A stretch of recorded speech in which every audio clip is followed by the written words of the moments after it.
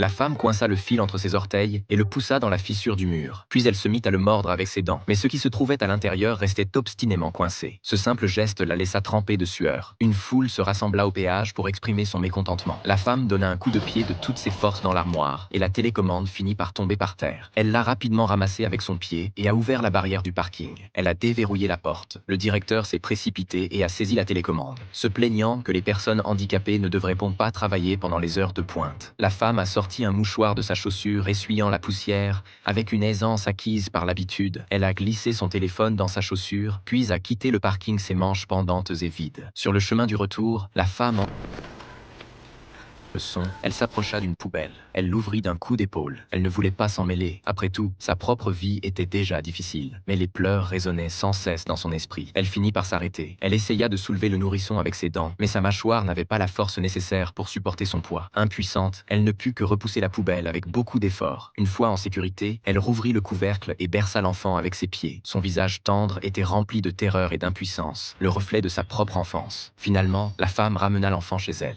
Elle pouvait enfin observer de près cette petite vie. Elle se prépara à remettre l'enfant à la police, mais au moment où l'appel fut connecté, elle hésita. Cet enfant, comme elle, avait été abandonné et luttait contre l'adversité, tout comme elle l'avait fait autrefois. La femme raccrocha immédiatement, résolue à assumer la responsabilité de s'occuper de l'enfant. Elle utilisa ses pieds pour défaire la couche, et réalisa alors seulement qu'il s'agissait d'une petite fille. La pluie tomba toute la nuit. Le matin, elle fut réveillée par des baleines. Le nourrisson tirait ses cheveux comme s'il l'accusait de ne pas l'avoir nourri. Elle plaça 2 oreillers autour de l'enfant pour le protéger, s'assurant qu'il était en sécurité, avant de s'habiller et de se précipiter au magasin du coin. Elle acheta du lait en poudre et un biberon. De retour à la maison, l'enfant avait